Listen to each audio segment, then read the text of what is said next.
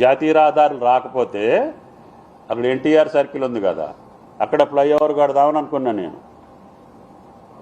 ఎందుకంటే signal free పెడదాము, traffic వస్తుందని ఆ రోజుల్లోనే.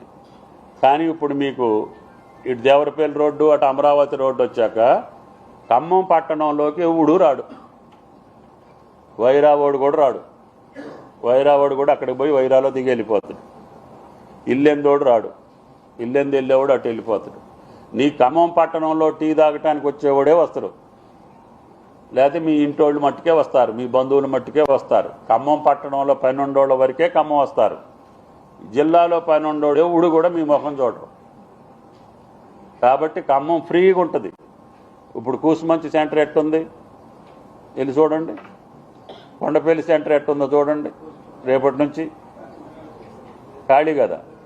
రేపు ఖమ్మం కూడా మీకు ట్రాఫిక్ ఫ్రీ, హెవీ వెహికల్ ఏదీ రాదు.